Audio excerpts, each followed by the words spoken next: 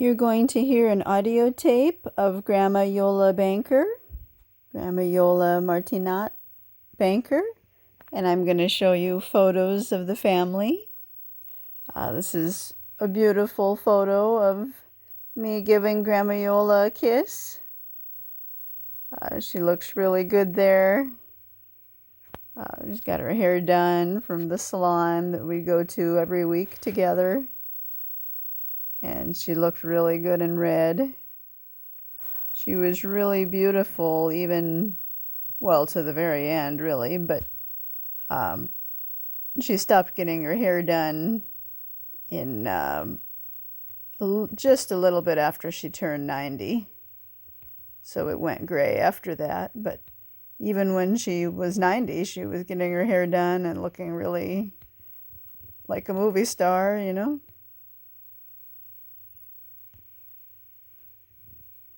So what I'm going to play now, the audio tape of Grandma Iole. It sounds like she's reading a book, but really she's reading something I wrote about our family. I wrote like a little history of our family, and the way she's reading it makes it sound like she's just reading from a book, because she's reading the paper that I printed out.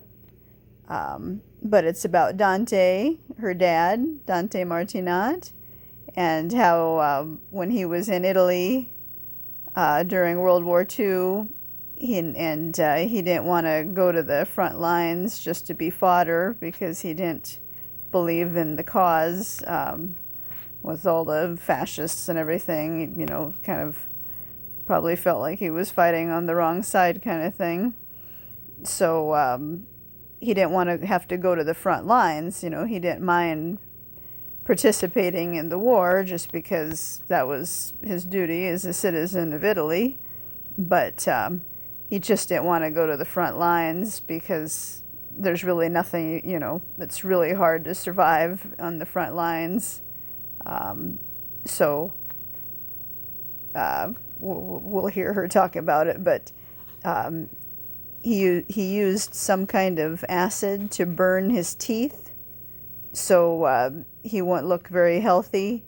So instead of having to go to the front lines, he went to the war, but he just stayed back a little bit, not quite in the front lines. And he was a baker. You know, they had to have people doing jobs, something to feed the soldiers and everything. So you know, he baked, I think, you know, breads and stuff like that. So I guess that was his idea, Dante's idea, or I'm not sure if it was his dad's or what. Here we go.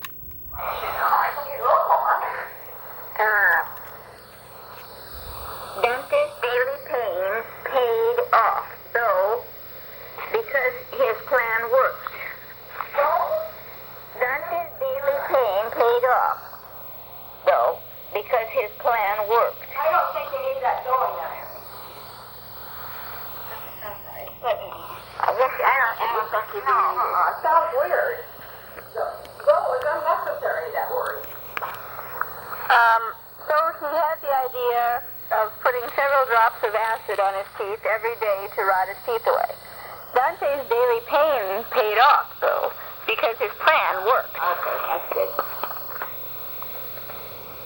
And this photo was taken on the, I think it's the Belmont Pier, kind of near Seal Beach or Sunset Beach over there somewhere. At this point, Grandma had her walker. You can see her walker right there in the distance there. And so we couldn't go on the Seal Beach Pier anymore because it was wooden and it was hard to use a walker on it. But this Belmont Pier was cement, so it was much easier to use the walker. And Grandma Iole could actually go out on the pier, my Wolfie could, with me, and you know, enjoy seeing the waves up close and everything. And there was a good restaurant that we ate at a couple times right next to the pier here in Belmont Shores, it was called, the town. And we'd get the slow roasted short ribs. That was when she was still eating meat. But as she got older in her very later years, she didn't want meat anymore, really, except a little bit of the New Zealand lamb chops from Pacific Palms, but that was rare just because we didn't get over there too much. But okay, so back to the story. Yeah. The Army plan worked. Okay, that's good. Yeah. The Army doctors declared he was unfit to fight in the front lines. Instead, the Army ordered him to be a baker for the Italian army. A baker of all things. In this way, Dante survived World War I, and besides surviving it, he got to do what he enjoyed during those years. By the time World War I ended, Dante had served 6 years in the Army since his 2 years of mandatory Army training ended just when World War I began. Oh, this is wonderful, honey. Yeah, see, that was kind of the sad thing for Dante, because, you know, he had to do this 2 years of military service. That's why he left Geneva, Switzerland, I think, to come back to Italy to do his 2 years of compulsory, mandatory military service with the military training with the Italian army. And he just finished it, like, just, you know, maybe he was a month or so away from completing those 2 years and being done with having to be in the military, doing any military training forever. And then right then, World War I started. So, of course, he had to, you know, the government said you have to go in the war now.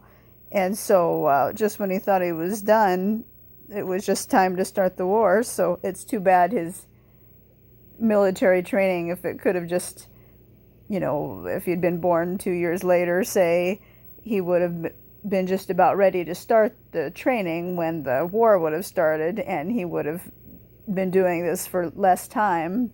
So he ended up doing it for 6 years, because 2 years of training plus 4 years of World War I. It's a great picture of us together. Look how clean my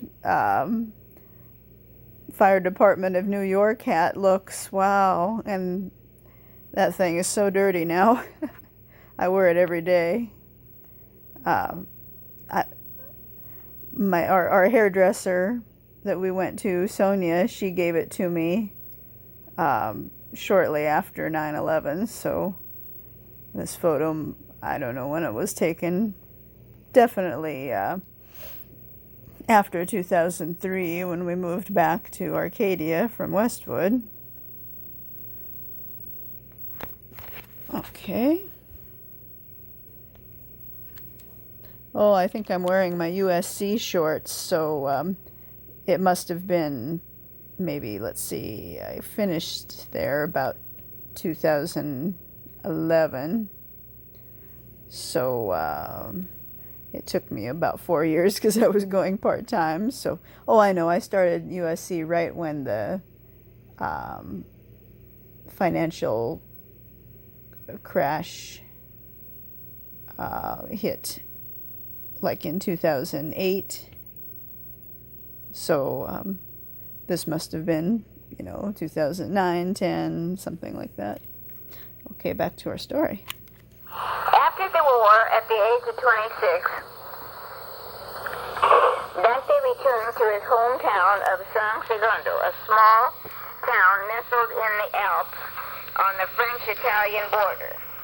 One day, he asked his mother if she knew what had happened to a girl he had known from elementary school named Ida Martinat. Dante remembered... Maybe you should put who lives fairly close. No, you don't. Dante remembered her from kindergarten when It's kind of neat that Grandma Iola's parents met in kindergarten. Although I don't think Ida remembered Dante, but Dante remembered Ida from elementary school. And they didn't go the whole elementary school time. Like, most people go 6 years plus kindergarten. That's 7 years of elementary school. But I think they only went up to like the 3rd grade or something like that. And, that was it. Dante remembered. You should put who lives down the close. No, you don't have. Dante remembered her from kindergarten. When she was a little girl, Ida had lived in Faustino. But since San Secundo and Faustino were rather small towns in a rather remote region in the Alps, they attended the same school. Ida must have made an impression on Dante because he decided to reacquaint. Did you look that word up? It's spelled right, yeah. To reacquaint himself with her when he returned from the army. Dante was shy, but he had a pleasant disposition.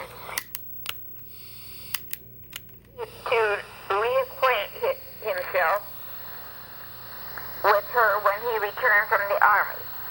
Dante was shy, but he had a pleasant disposition. Ida thought he was handsome with his very dark brown wavy hair, his thin mustache, and his blue-gray eyes. Dante visited Ida regularly as a suitor. He climbed high in the mountains to pick edelweiss for her. They made a nice couple. He did. Dante's father, Giovanni Martinat, exhorted to urge earnestly Dante to go to America. So I guess I never really remember the names of Dante's parents, which is Grandma Iola's parents, Grandma Iola's grandparents on her dad's side. But it sounds like her Dante's dad was Giovanni Martinat. Seems like it. He climbed high in the mountains to pick edelweiss for her.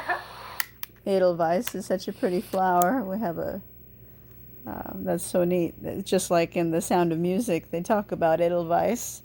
It's neat that Dante could pick that specific flower for Ida and have it right there in the Alps where they were. Ida regularly as a suitor. He climbed high in the mountains to pick edelweiss for her. They made a nice couple. He did. Dante's father, Giovanni Martinat, exhorted to urge earnestly Dante to go to America. Giovanni could see the trouble that Mussolini was bringing with him, and Giovanni was worried about the alliance between Mussolini and Hitler. Giovanni could see the writing on the wall as Italy was slowly becoming fascist. Giovanni hated the thought of seeing his sons live under the rule of a dictator, so he urged his sons to go to America where they would be free. That's right. He urged not only Dante, but he urged his other sons, such as Dario and Aldo, who also came to America. Dante could see his father had a point. Dante's sister, Ida, had already come to America and informed him that conditions were better here. There. So Dante heeded the advice of his father and decided to immigrate to America. Dante talked his plans over with Ida. Ida was very close to her parents and her sisters, so it was difficult to think of leaving her family. Yet she loved Dante, and she knew she would never find a man as wonderful as he was. so she accepted his invitation to venture to a new land. Ida embarked on the ship to America along with Dante's brother Aldo. Was that right, or Aldo? Aldo or Dario? Aldo. Aldo, okay. But we didn't put that he came a year earlier. It's coming. I didn't put he came a whole year earlier? Did Dante come a whole year earlier? You told me. Well, by the time Mom got the passport and everything, you know. Okay, well, I'm sorry I didn't put that. What does it matter? Wow, yeah, in my head, I kind of thought that maybe, Dante got here to America and then Ida came over, maybe like a month later or a couple of weeks or a month or so later. But yeah, it sounds like Dante must have come to America a whole year almost before Ida finally, got her passport, maybe once Dante was here or by the time she got her passport or something, so that it was more time in between than I thought. And this photo was taken up at Sierra Madre on Baldwin there, where they have all the little restaurants, and this was the pizza shop there. And Grandma, that's my Wolfie right there. We're in Jeepy, and had a lot of good times in Jeepy. It was really hard to sell that car. I'm sure someday it'll become a classic. We really should have kept it. But it's so hard to keep an old car, I really guess I do wish we kept it, but I guess you have to be pretty rich to keep it. It was a 1991 Jeep Cherokee. I don't think it was the Grand. I think it was just the Jeep Cherokee. And Grandpa Bob, Robert Banker, got it for his wife, Grandma Iole, maybe, I don't know, right when it was new. I mean, it was not used or anything, so in 1991. So that was sweet. Had leather seats in there, bucket seats. And I think Grandma, my Wolfie, a lot of times she'd love the pepperoni pizza, just cheese and pepperoni. But I can't tell if this pizza's that. She also liked the Hawaiian once in a while with the pineapple and the little sliced ham or something. Okay. And then over here is a picture of Grandma Iole and Grandpa Bob.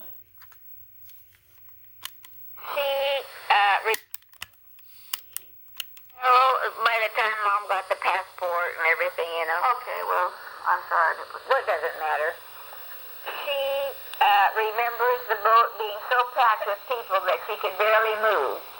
Dante came over to America first via Canada.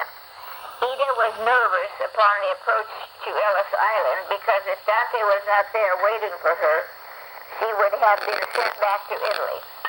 Ida could not become an American citizen unless she married Dante, so they were married shortly after her debarkation.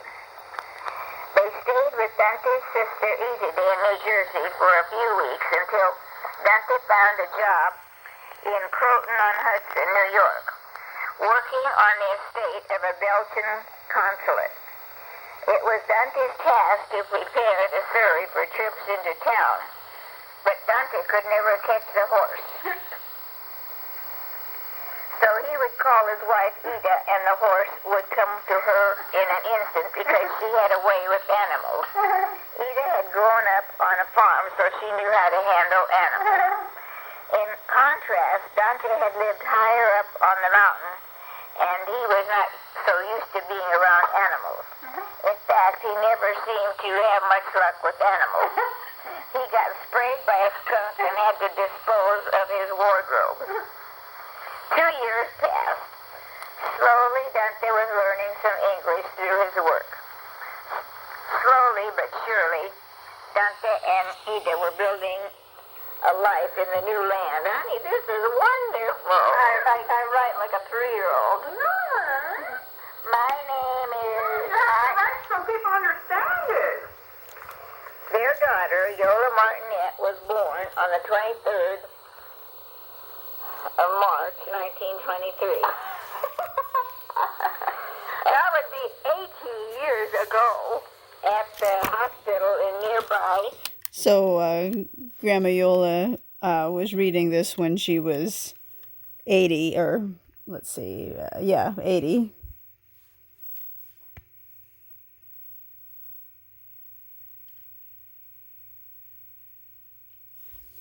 No, it's missing a word.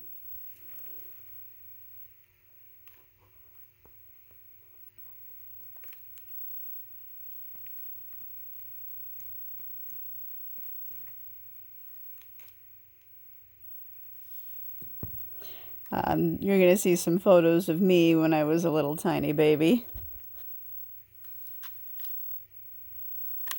Still New York, it wasn't. Oops.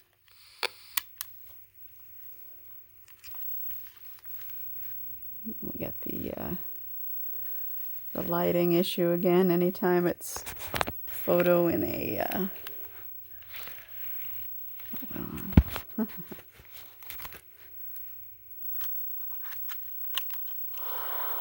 Of March 1923. That would be 80 years ago at the hospital in nearby Peekskill, New York. It wasn't nearby, it was in Peekskill, but that's fine. No. Read again. Nearby. Remember I just said that they were living on Croton on the Hudson, New York? So now I say, their daughter, Iole Martinat, was born on the 23rd of March, 1923, at the hospital in nearby Peekskill, New York. Oh, yeah, okay, I got it. But I think what Grandma Iole is trying to say there is that Peekskill was really not that close to Peekskill was really not that close to Croton on the Hudson. So, I mean, relatively speaking, it's nearby, but it was like a 40-minute drive or something like that. So, it took a little while to get there. The first words she would speak would be in an obscure dialect called Pristinenc, spoken by a handful of Protestants in the vicinity of Prorostino, Italy. There's a lot of history in what she's saying. And not Pimentel? No, that's Catholic. As a little girl, she would not realize that her native language or culture was on the verge of extinction. Of what? Extinction? What, the language? For generations as far back as could be traced. For generations as far back as could be traced, her family had lived as part of the Waldensian culture in the northwest Italian Alps. Iole Martinat was the first to be born in America. It would take her several years to learn about her family's history, if it did. No, read it about my family. It would take her years. It would take her years to learn about her family's history. You mean you? Wonderful. Yeah. Read that one.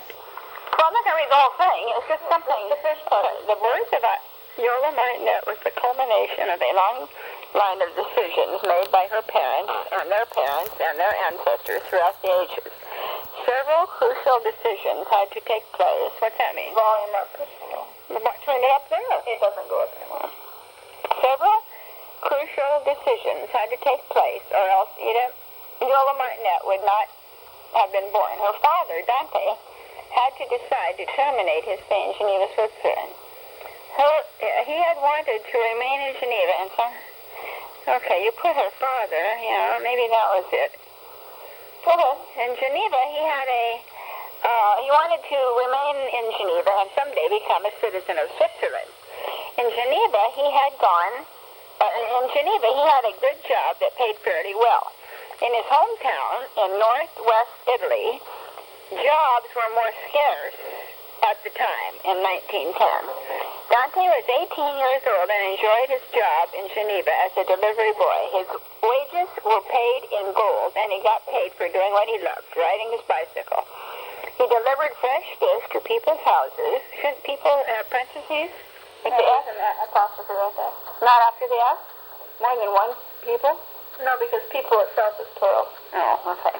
People's houses, and then he got a job delivering pastries from the best pastry shop in Geneva.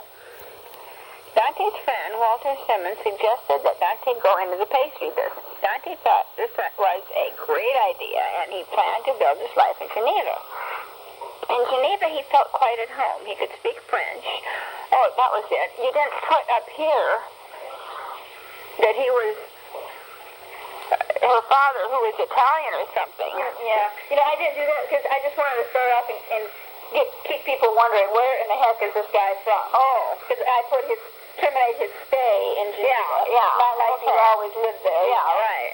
Where do you put that he was from Italy? I always call it northwest Italy. Yeah, where is that first time you put that? I think it's down here. Let's go back. Keep going just a He could speak French fluently, and he enjoyed riding his bicycle all the way around Lake Geneva with his friends. Geneva was close enough to his hometown in northwest Italy that it wasn't too far a trip to visit his parents there. You don't really say he's Italian, but...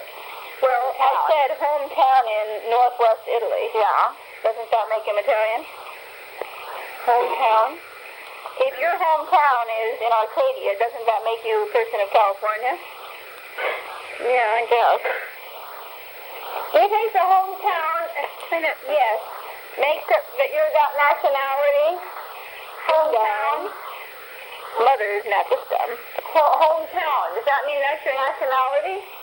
I wouldn't think so. If your hometown is what today? I don't know. Your hometown, well, all right. Okay. If your hometown is Melbourne,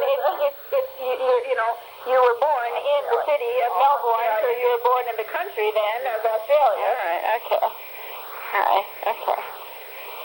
Want me to read just the next paragraph? However, the Italian authorities notified him that if he were to claim Swiss citizenship, he would never be able to return to Italy to visit his relatives there ever again. Maybe you should put parents. Well, that's coming, remember? It was a strange rule, but it applied at the time. Dante spent many long hours riding his bicycle around Lake Geneva alone while he debated what to do. He could not bear the thought of never being able to see his mother and father or brothers and sisters ever again. Oh, yeah. So he gave up his dreams in Switzerland and returned to his hometown in northern Italy. It was mandatory, I think so. It was mandatory of all male citizens of Italy. That makes him a citizen of Italy. Citizens, of Italy, to serve 2 years of mandatory training in the army. You have to say Italian army twice. It's compulsory here. I know, but in one sentence, it's mandatory twice. That's okay. I'm emphasizing the word mandatory. All right. In 1914, just when his 2-year compulsory service in the army was about to end, I think there should be a comma there. World War I broke out. Then, and it looks like World War I. Should there be a dash or something? I can't make it any different. It looks like that. It looks, that's an I. So that's when World War I broke out in Europe or in Italy. Maybe the United States didn't join it until a little bit later.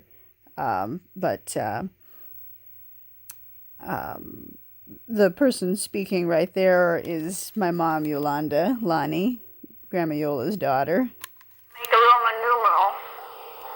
Oh, okay. I think it's okay. Let's see. So that looks different than this. Yeah. I think it should be a 1. All right, well, we'll try and see if you can make it a 1, because otherwise it's I. Circle that. Dante, easy and separate. You think going is one word? You sure? I'll check.